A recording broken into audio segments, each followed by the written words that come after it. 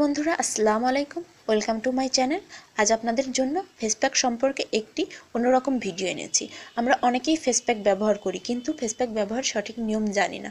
Face pack ব্যবহারের সঠিক ফলাফল পেতে সঠিক নিয়মে ফেস প্যাক ব্যবহার করা খুবই জরুরি। তো বন্ধুরা, আজকে এই ভিডিওটিতে আমি আপনাদের জন্য ফেস প্যাক ব্যবহারের সঠিক নিয়ম সম্পর্কে আলোচনা করব এবং step by step face pack ব্যবহার সঠিক নিয়ম দেখাবো। বর্তমান যুগে আমরা অনেকেই ফেস প্যাক ব্যবহার করি, কেউ ব্র্যান্ডেড, কেউ হোমমেড। ফেস প্যাকে ব্যবহারে ত্বকের বিভিন্ন ধরনের সমস্যা দূর হয়। এক কথা, হেলদি গ্লোয়িং ত্বকের জন্য ফেস প্যাক ব্যবহারটা খুবই জরুরি। এনভায়রনমেন্ট, পলিউশন ও বিভিন্ন কারণে আমরা আমাদের ত্বকের ন্যাচারাল গ্লো এবং রেডিয়েন্সটা হারিয়ে ফেলি। রেগুলার ফেস প্যাক ব্যবহারে আমাদের ত্বকে হারিয়ে যাওয়া গ্লো এবং ফ্রেশনেসটা ফিরে আসে। আজকের এই ভিডিওটিতে প্রথমেই দেখাবো ত্বকের ধরন অনুযায়ী সঠিক ফেস প্যাক নির্বাচন করা, ফেস প্যাক ব্যবহার করা, অর্থাৎ ফেস প্যাক ব্যবহারের পূর্বে কি করতে হবে, ফেস প্যাক ব্যবহারের পর কি করতে হবে। সঠিক নিয়মে ফেস প্যাক রিমুভ করা দেখাবো এবং ফেস প্যাক রিমুভ করার পরে আপনার ত্বকে কি ব্যবহার করতে হবে সেটা দেখাবো। ফেস প্যাক ব্যবহার সম্পর্কে কিছু সতর্কতা বলবো, যেটা জানা খুবই দরকার, যে ফেস প্যাক ব্যবহারের পর এটা করা যাবে, এটা করা যাবে না। তো প্রথমেই আমি সঠিক ফেস প্যাক নির্বাচন সম্পর্কে আলোচনা করব। সব সময় ত্বকের ধরন অনুযায়ী হোমমেড বা রেডিমেড ফেস প্যাক ব্যবহার করতে হবে, কেননা সব কিছু সবার ত্বকে স্যুট করে না। কোনো ফেস প্যাক অয়েলি এবং বনপ্রবণ ত্বকে স্যুট করে না, কিছু আছে ড্রাই ত্বকে স্যুট করছে না। আর সেন্সিটিভ ত্বকের ক্ষেত্রে তো একটু টেস্ট করে যে কোনো ফেস প্যাক ব্যবহার করতে হবে। রেডিমেড ফেস প্যাক ব্যবহারের পূর্বে ফেস প্যাকের উপাদানগুলো দেখতে হবে এবং এক্সপায়ারি ডেট দেখে ব্যবহার করতে হবে। তৈলাক্ত এবং ব্রণপ্রবণ ত্বকের ক্ষেত্রে ফুল ফ্যাট মিল্ক দিয়ে তৈরি ফেস প্যাক ব্যবহার করা উচিত নয়। আবার ফুল ফ্যাট মিল্ক পাউডার দিয়ে তৈরি ফেস প্যাকও ব্যবহার করা উচিত না, কেননা ফুল ফ্যাট মিল্ক এবং মিল্ক পাউডারের তৈরি ফেস প্যাক ব্যবহারে ত্বকের তৈল এবং ব্রণ উভয় বৃদ্ধি পেতে পারে। তবে তৈলাক্ত ত্বকের ক্ষেত্রে ফ্যাট মুক্ত নন ফ্যাট মিল্ক অথবা মিল্ক পাউডার দিয়ে তৈরি ফেস প্যাক ব্যবহার করা যাবে, এতে ত্বকের কোনো সমস্যা হবে না। অতিরিক্ত শুষ্ক ত্বকের ক্ষেত্রে মুলতানি মাটির ফেস প্যাক ব্যবহারে সাবধান থাকতে হবে। বিশেষ করে শুধু মুলতানি মাটি দিয়ে তৈরি ফেস প্যাক ব্যবহার করা যাবে না। শীতের দিনে তো শুধু মুলতানি মাটির ফেস প্যাক ব্যবহার করা যাবেই না। শুষ্ক ত্বকে শুধু মুলতানি মাটির ফেস প্যাক ব্যবহার করলে ত্বক অতিরিক্ত শুষ্ক হয়ে যাবে। এখন ফেস প্যাক অ্যাপ্লাইয়ের সঠিক নিয়ম সম্পর্কে আলোচনা করব। ফেস প্যাক ব্যবহারের পূর্বে আমি ভালো মানের মাইল্ড ক্লিনজার দিয়ে আমার স্কিন পরিষ্কার করে নিয়েছি। আপনারাও যখন ফেসে ফেস প্যাক ব্যবহার করবে তখন আপনাদের ফেস অবশ্যই মাইল্ড ক্লিনজার দিয়ে পরিষ্কার করে নেবেন। পরিষ্কার করে ধুয়ে নিয়ে নরম তোয়ালে দিয়ে মুছে শুকিয়ে নেবেন এবং শুকিয়ে নেওয়ার পর আপনারা চাইলে গরম পানি, হালকা গরম পানিতে তোয়ালে ভিজিয়ে ভাপ নিতে পারেন, যেটা আমি ব্যক্তিগতভাবে পছন্দ করি না, আমি ব্যবহারও করি না। আপনারা চাইলে ব্যবহার করতে পারবেন। ত্বকে ফেস প্যাক ব্যবহার করতে ব্রাশই ব্যবহার করুন আর হাতই ব্যবহার করুন, কিন্তু সেটা পরিষ্কার হতে হবে। আমি আমার তৈরিকৃত হোমমেড ফেস প্যাকটি আমার হাতে ব্যবহার করে দেখিয়ে দিচ্ছি আপনারা কিভাবে আপনাদের ফেস প্যাকটি আপনাদের ফেসে ব্যবহার করবেন। আমি সবসময় হোমমেড ফেস প্যাক পছন্দ করি, কারণ হোমমেড ফেস প্যাকে কোনো কেমিক্যাল থাকে না। তো আপনারা চাইলে হোমমেডও ব্যবহার করতে পারেন, রেডিমেডও ব্যবহার করতে পারেন।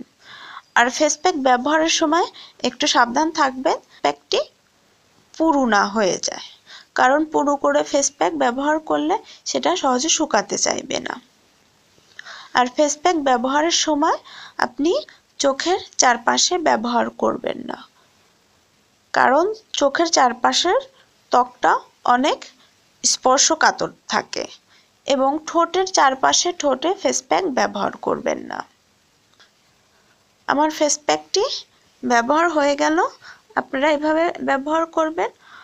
আর একটি কথা, ফেস প্যাক ব্যবহারের পরে কোনো সময় চোখ খালি রাখবেন না, চোখের উপরে শসা কিংবা আলু ব্যবহার করতে হবে। মুখে ফেস প্যাক ব্যবহারের পর এভাবে স্লাইস করে কাটা 2 টুকরো শসা আপনার চোখের উপর রাখতে হবে। শসা যদি না থাকে তবে স্লাইস করে কাটা আলু 2 টুকরো চোখের উপর রেখে শুয়ে পড়তে পারেন। তবে আরেকটা জিনিস করতে পারেন, সেটি হচ্ছে পরিষ্কার তুলো দিয়ে তৈরি তুলোর বল। অবশ্য বাজারে আপনি তুলোর প্যাডও কিনতে পারবেন। তৈরিকৃত তুলোর বলে আপনি গোলাপ জল ভিজিয়ে চোখের উপর রেখে শুয়ে পড়তে হবে। এতে আপনার চোখের চারপাশের ত্বক ফ্রেশ থাকবে। উপরের ভিডিওটিতে আমি কটন বল তৈরি করে গোলাপ জলে ভিজিয়ে চোখের উপরে কিভাবে রাখবেন সেটা দেখিয়ে দিচ্ছি।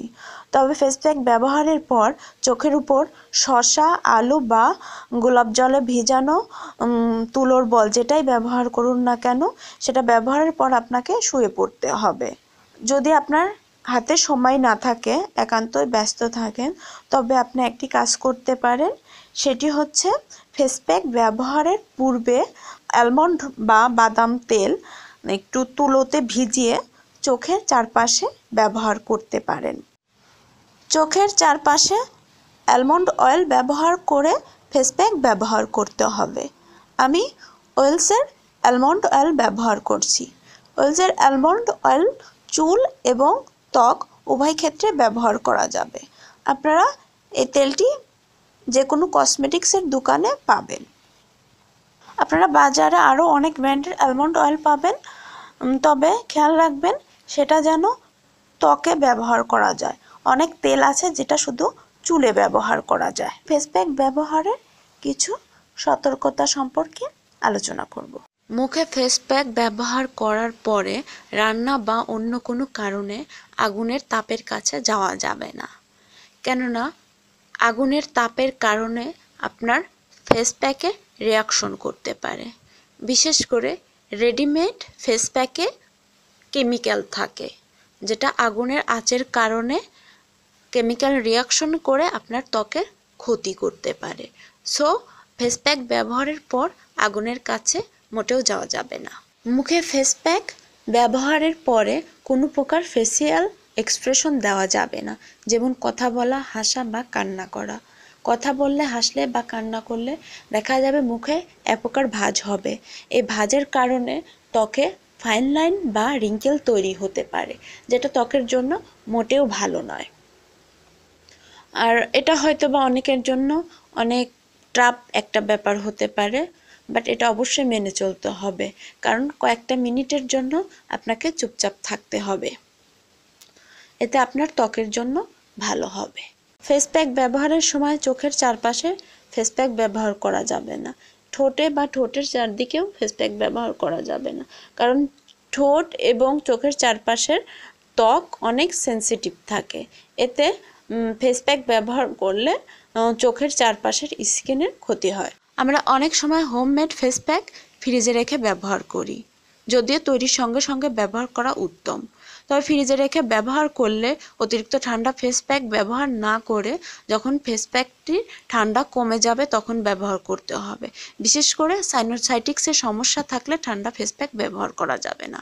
আর ফ্রিজে ফেস প্যাক অবশ্যই কোনো এয়ারটাইট কন্টেইনারে রাখতে হবে, কোনো খোলা পাত্রে রাখা যাবে না। এতে ফেস প্যাকের গুণগত মান নষ্ট হয়ে যাবে। সঠিক নিয়মে ফেস প্যাক রিমুভ করা। ফেস প্যাক মোছার পূর্বে খেয়াল রাখবেন সেটা যেন অতিরিক্ত শুকিয়ে না যায়। সেমি ড্রাই অবস্থায় সবসময় মুছে ফেলতে হয়, না অতিরিক্ত শুকনো না অতিরিক্ত ভিজা। এই অবস্থায় ফেস প্যাক মুছে ফেললে সবচেয়ে ভালো হবে। ফেস প্যাক ব্যবহারের পর অতিরিক্ত শুকিয়ে ফেলা যাবে না। অতিরিক্ত শুকিয়ে গেলে ফেস প্যাক ওঠানোর সময় যেমন কষ্ট হবে এবং সেটা ত্বকের জন্যও ক্ষতিকর হবে। বিশেষ করে দেখুন আমার হাতের সামনের দিকে একদম শুকিয়ে গেছে, এটা অনেক শক্ত হয়ে গেছে।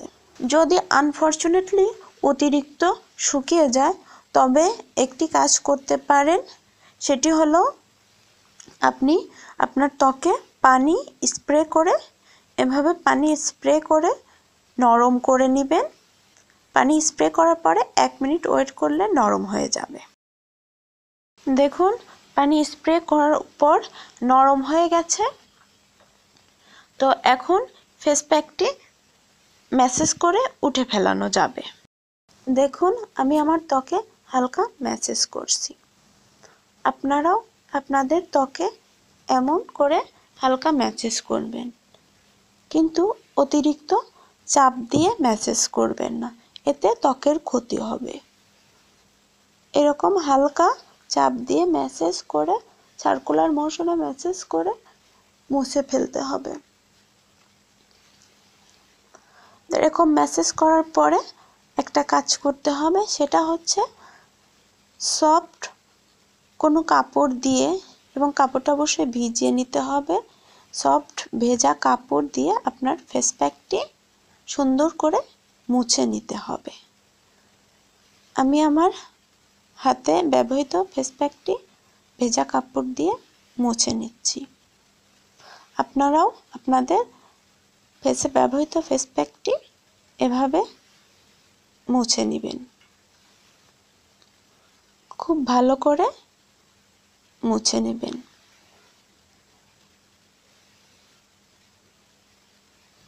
মোছা হয়ে গেল। মোছা শেষে ফ্রেশ পানি দিয়ে ভালোভাবে ধুয়ে নিতে হবে। ফ্রেশ পানি দিয়ে ধুয়ে তোয়ালে দিয়ে মুছে শুকিয়ে নিয়েছি। এখন ত্বকে টোনার ব্যবহার করতে হবে। টোনার আপনি হোমমেডও ব্যবহার করতে পারেন, আবার বিভিন্ন ব্র্যান্ডের টোনার পাওয়া যায়, সেটাও ব্যবহার করতে পারবেন। বাজারে বিভিন্ন ব্র্যান্ডের টোনার পাওয়া যায়, সেটা অবশ্যই ত্বকের ধরন অনুযায়ী কিনে ব্যবহার করতে হবে। তাছাড়া গোলাপ জলও টোনার হিসাবে ব্যবহার করা যায়। দেখুন, আমি গোলাপ জল টোনার হিসাবে ব্যবহার করছি। তুলোতে গোলাপ জল ভিজিয়ে আমার পুরো হাতে টোনার হিসাবে ব্যবহার করছি। আপনারা এরকম তুলোতে গোলাপ জল ভিজিয়ে আপনাদের মুখে, পুরো মুখে সুন্দরভাবে টোনার হিসাবে গোলাপ জল ব্যবহার করবেন।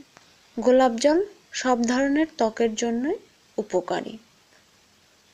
সব ধরনের ত্বকেই আপনি টোনার হিসাবে গোলাপ জল ব্যবহার করতে পারবেন। এভাবে পরিষ্কার তুলোতে গোলাপ জল ভিজিয়ে ব্যবহার করতে হবে। তুলোটা যেন অতিরিক্ত ভিজেও না যায়, আবার একদম শুকনো না থাকে। এভাবে তুলো দিয়ে সমস্ত মুখে ব্যবহার করবেন, এতে ত্বকের ময়লা উঠে আসবে এবং ত্বকও ময়শ্চারাইজ হবে। কারণ ত্বকের ক্ষেত্রে গোলাপ জল খুবই উপকারী। গোলাপ জল ব্যবহার হয়ে গেলে 2 মিনিট রেখে দিতে হবে। 2 মিনিট পরে এটা শুকিয়ে গেছে। এখন আমি ময়শ্চারাইজার ব্যবহার করছি। আপনারাও এমন টোনার শুকিয়ে গেলে ময়শ্চারাইজার ব্যবহার করবেন। ভালো কোনো মানের ত্বকের ধরন অনুযায়ী ময়শ্চারাইজার ব্যবহার করবেন। ময়শ্চারাইজার ত্বকের জন্য খুবই উপকারী। ময়শ্চারাইজার ব্যবহারে ত্বক সফট এবং গ্লোয়িং থাকে। ময়শ্চারাইজার ব্যবহার হয়ে গেল। তো এই ভিডিওটি যদি আপনাদের ভালো লেগে থাকে তাহলে অবশ্যই লাইক দিতে ভুলবেন না, শেয়ার করবেন এবং আপনাদের মতামত কমেন্টসে জানাবেন। আর আরও সব এক্সক্লুসিভ ভিডিও পেতে অবশ্যই আমার চ্যানেলটি সাবস্ক্রাইব করবেন।